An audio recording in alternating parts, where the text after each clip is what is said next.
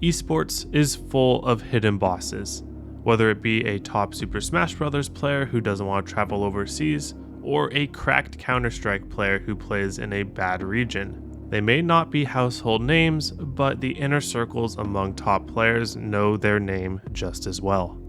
So that takes us to March 30th, 2021, lap 20 of race 5 of the eNASCAR Coca-Cola Series at Auto Club Speedway. After avoiding chaos at the start of the race, the field has strung out and the cream has risen to the top. The leader of this race is Keegan Leahy, who is the eventual champion of this season, and even a real-life performance consultant for the 2311 NASCAR team. The rest of the top 10 comprises of household names driving for the top teams in the best setups. But lurking deep in the field, there is something strange going on. iRacing's very own hidden boss, Bob Bryant, is passed for 34th position as he coasts into turn 1. But no one would ever consider the 35th place driver a threat. Not the commentators, not the viewers, and not even the drivers on track themselves. But little do they know that iRacing's hidden boss has the entire field right where he wants them.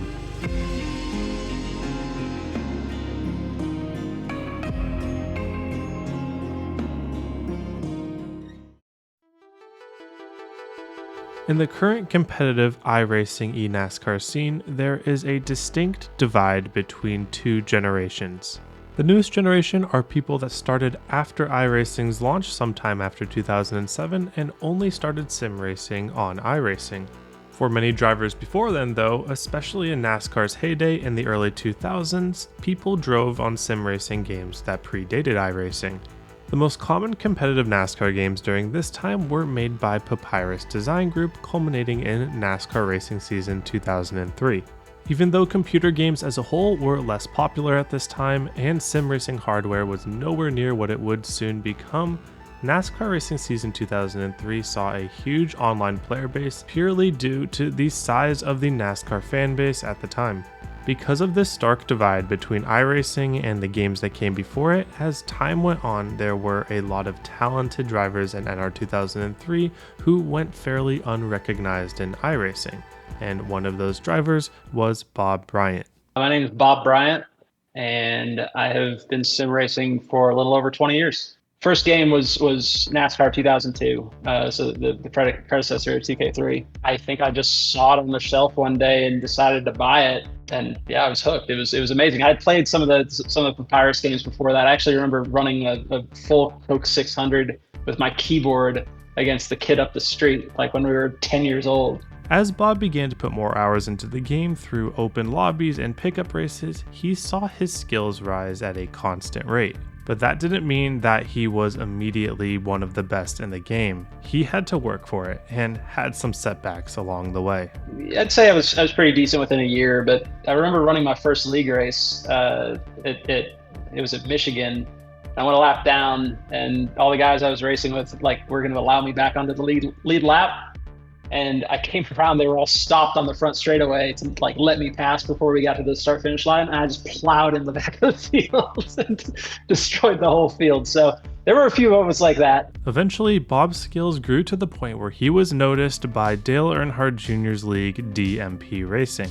I was around in the first season. I think I was running their pickup races and whatnot, but I wasn't there in the first, there's the famous t-shirt with all the people. I wasn't on that t-shirt, right? So I don't think I was there in the first season. After performing well enough in DMP's pickup races, Bob got an invite to their Grand National Series, which is their second tier. Eventually, I got to know a lot of the guys that were in the league and got an invite and that was that. Bob won in just his second race in the Grand National Series and received an invite to the Cup Series to drive along the likes of Dale Earnhardt Jr. and Martin Truex Jr. Definitely intimidating, right? You go into any new level of competition, you kind of, the names of these people and you've kind of raced with them maybe on pickup races or whatever. But yeah, anyone that would deny that was not cool is lying to you. Right, that was awesome. I was 15 or 16 when I got into the league, and to be racing against your heroes, that you watch on TV on Sundays and just BSing with them on TeamSpeak or whatever, it was a little starstruck, really, really cool. Yeah, it was a fun time.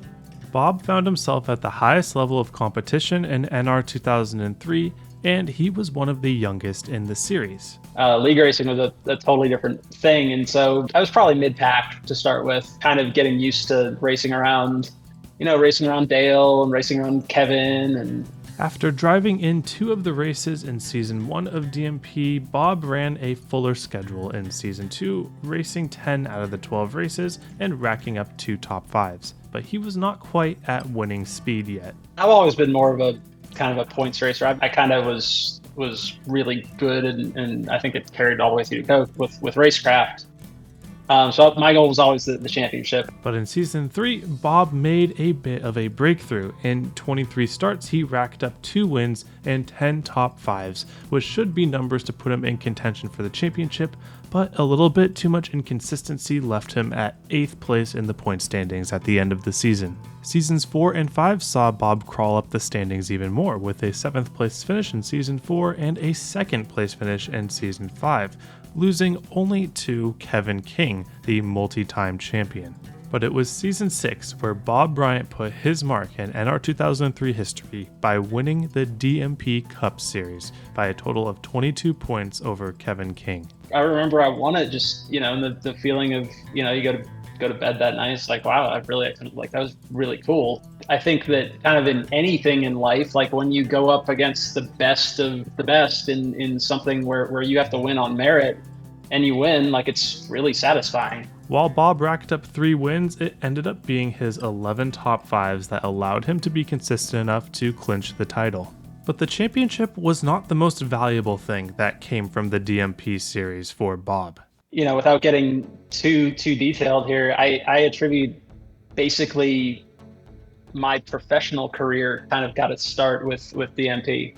It really truly did. I met, a guy through DMP that I wouldn't have met if I wasn't in that community, and actually began working for his brother. I actually got a real life job out of this, and we worked together for 15 years or so. Had a ton of success together, and life's kind of weird. You don't know what doors are gonna open for you. But while many use sim racing success as a springboard into real life racing, for Bob, this was always just a fun hobby. I never entertained it really as a path to being a real NASCAR driver. I mean, honestly, it's always just been, to me, a fun hobby, and compete. I love to compete, so.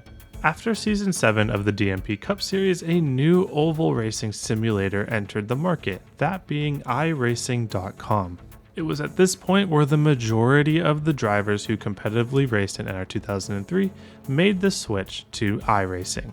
I was a day one member. When iRacing first came out, it kind of was clashed with real life in a way. So I was just kind of pickup racing, the Legends car. And I remember the late model came out. That was really cool. And then they came out with a NASCAR vehicle, and it was like, oh, wow, this is what 170 miles an hour looks like on iRacing. Like, cool. That's amazing. So I remember all those things, but I wasn't taking it too seriously. And as a Pro Series sprung up quickly on the iRacing NASCAR side of things, one of the most recent NASCAR sim racing champions was left behind.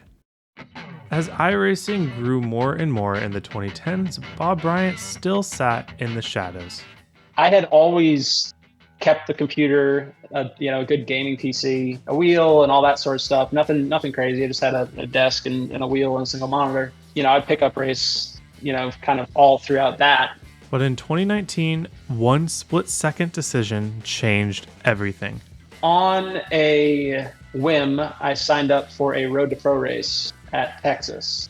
The iRacing Road to Pro Series is a system where anybody can try their hand at making the iRacing Pro Series. Anybody can sign up to drive in the first round, where the top 70 from there move on to the next round. Generally, you need an iRating in the top 5% to even compete at a level that you have a chance to make it to the next round. But due to Bob's pickup racing throughout the years, that was no issue for him, as he was in the third split. I didn't have a setup. I knew the kind of very basics of what iRacing wanted the car to do to be fast. Basically, get the splitter low to the ground at that time. So what I did is I downloaded a VRS setup, got the splitter as low to the ground as possible, and I ran this Road to Pro race in the third split. and I won the race. A buddy of mine, John Prather, was just randomly spectating the session, and he DM'd me with like 2 laps to go. He was just like, "Holy crap, dude! Like, like what? Where have you been? You know, whatever. Like, maybe I'll show up next week." And I showed up next week, and the week after, and the week after, and After progressing easily through round 1 and round 2 of Road to Pro, Bob found himself in the NASCAR iRacing Pro Series, which is the second tier, where the top half of the field makes it to the Coca-Cola Series. It was there where Bob reunited with some of his old friends from NR 2003 under the banner Drill Isle Racing. as we kind of got into the season, I'd say all of us on the drill aisle were kind of like, all right, we're going to make a concerted effort to really test and try to put forth the best piece we can put out every week. 4 or 5 hours a week, running laps, doing runs and kind of trying to figure the cars out. With half the field being comprised of last year's Coca-Cola Series drivers and the other half being up-and-comers, this was the toughest field that Bob had raced against in over a decade. And in the 7-race season, Bob proved himself to be a very good points racer, not scoring any wins, but being consistent enough to finish 5th in the points standings and easily cementing himself in the eNASCAR Coca-Cola Series. I'd say our expectations were that all of us were going to make the Coke Series, and we all made the Coke Series. I got the Coke on a G27 wheel and pedals, and I ran that for, I think, all of 2020. And then I got the Fanatec V3s and the Fanatec Club Sport wheel. So that was a big upgrade. And it was with that Bob Bryant, after 12 years, returned to the top of NASCAR sim racing. And though there wasn't much resistance getting to the top level, he would quickly learn that it would be a lot tougher from here on out. We all had high hopes for a few reasons. So that was the first year that the 550 package was out, which put a lot of the cars on a really even playing field to where racecraft and risk management were really, really important parts of it, that and strategy.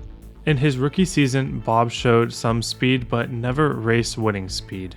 Bob spent his first 4 races of the 2020 season on Kyle Larson Racing Esports, but after a certain incident, that team was folded, and Bob was left teamless for the next 6 races, before being picked up by Kligerman Sport with team owner Xfinity Series driver Parker Kligerman, where he would remain for the next 2 years. In his rookie season in the eNASCAR Coca-Cola Series, Bob had 3 standout performances, the first being a 9th place finish at Dover, and then 2 top 5s at Daytona and Talladega. It was again Bob's consistency though that allowed him to maintain a decent points position. It was Bob's 13 top 20 finishes that allowed him to finish 16th in the point standings for the 2020 season. And while this may not have been up to his expectations, it did clinch him a spot in the 2021 eNASCAR Coca-Cola Series.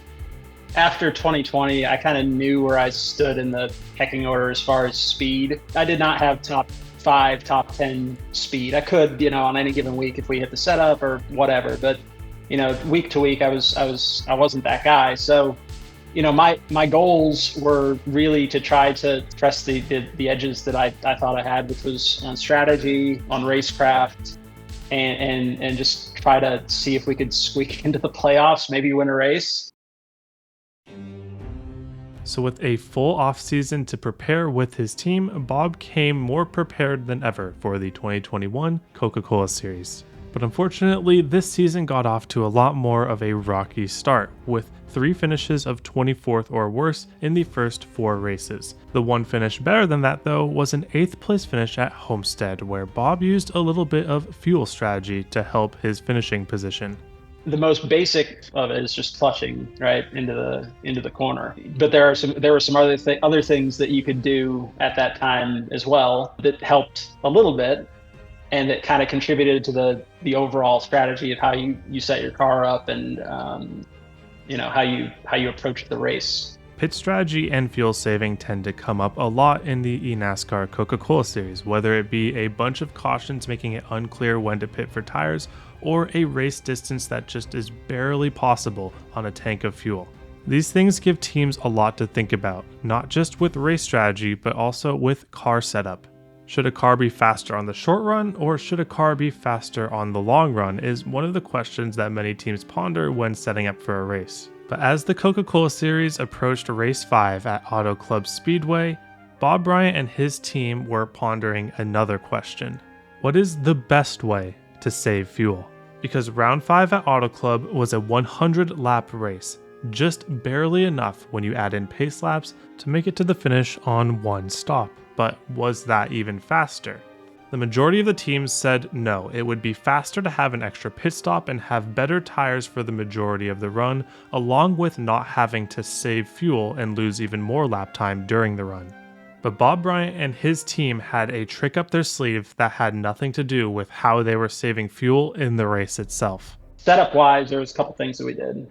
We had the rear end a little lower, so we had less downforce. You're not having to keep more throttle in it to go faster. You have less downforce, so that helped a little bit. We had a bit more tape than what you could run if you weren't clutching. So the plan for the race was to clutch from the start, which meant that we could run 10% more tape than everyone else, which showed up on the long run. It helped us save fuel because, again, less drag on the car, and also let us be fast on the long run when you were going slow enough to where the RPMs weren't high, to where you weren't overheating the car.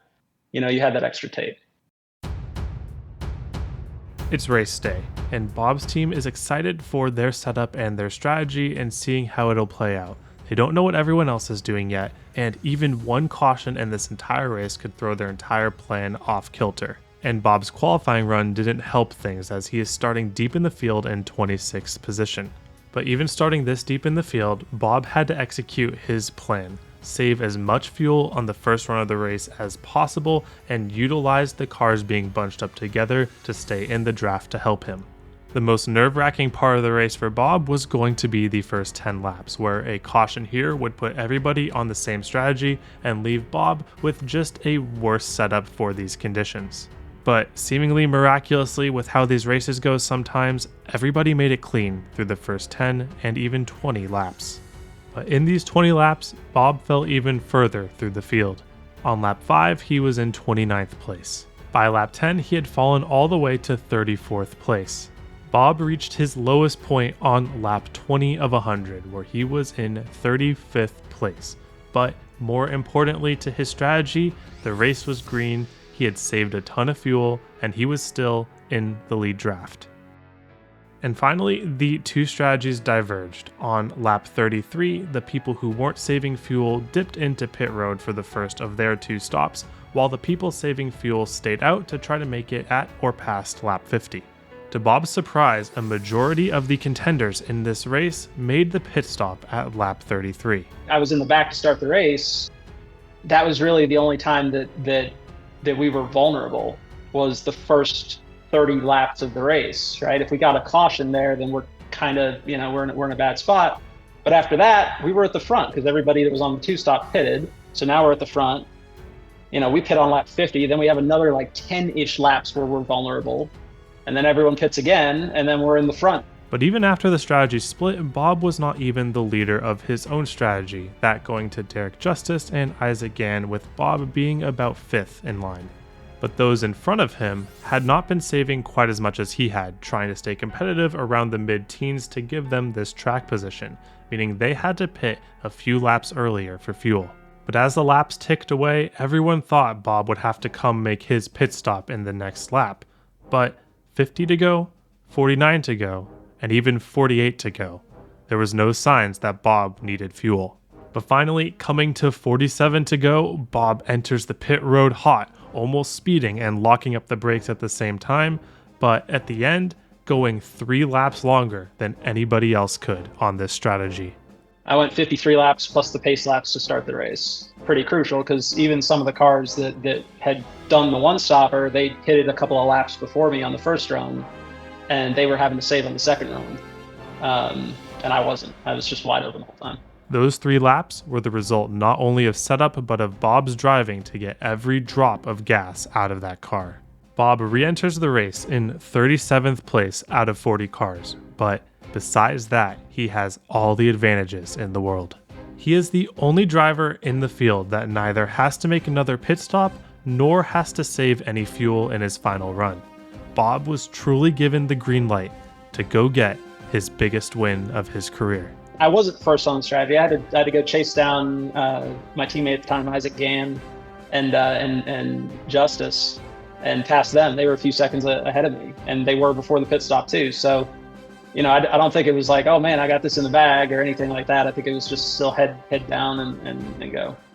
Between 40 and 30 laps to go, all of the two-stop strategy drivers pitted and re-entered the field with slightly fresher tires, but way too much time to make up on drivers like Bob.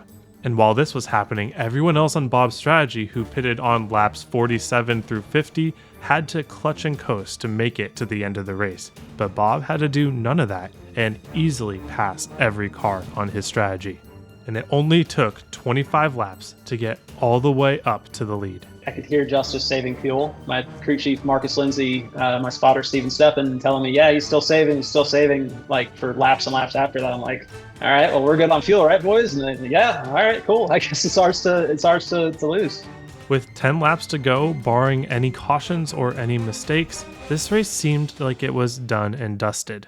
But as the laps ticked down, every driver was given the green light on their fuel number, and suddenly Bob was under attack again for the lead.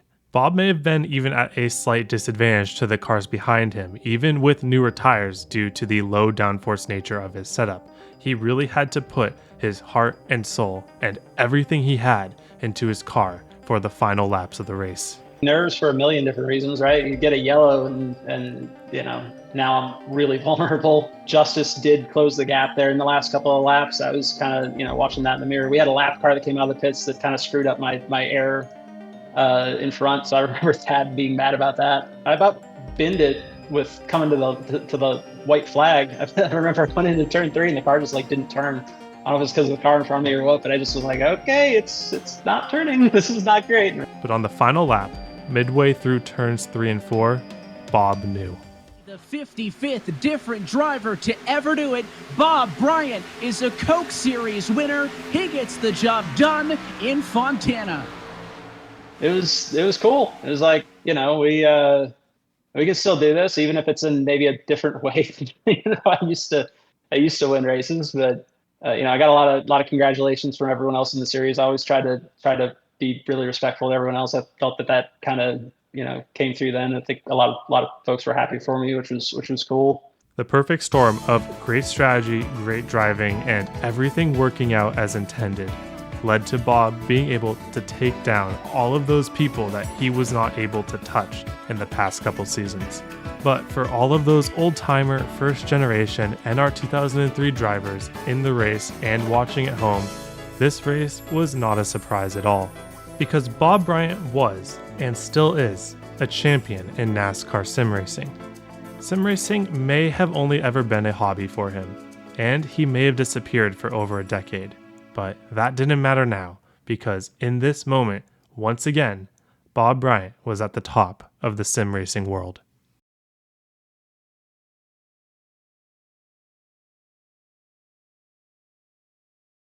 Well, what led to the decision to retire after a season like that? I don't think realistically I could have accomplished much more. I didn't have the speed. I never had the speed. Both years that I was in Coke. I don't mean that to be come off the wrong way or anything. It's just I don't feel like I was someone that could really compete for wins on a weekly basis. Right. I got that win, which I felt really proud of. The cutoff race to the championship 4 we actually had was at Talladega. And we did some crazy strategy stuff as well with the Team Conti guys. And I was third, coming out of turn 4 on the coming to the line. If we win that race, we're in the final 4, right? So I couldn't really ask for much more from a season than those opportunities: winning a race, getting in the playoffs, having an opportunity to be in the final 4. And it's just I kind of did what I wanted to do competition wise. I was happy with how that turned out, and that was that. So yeah, still around, still enjoy it as a hobby. Probably going to go back to what I did before Coke, which is just show up to races every now and then, have a good time. So you'll see me around.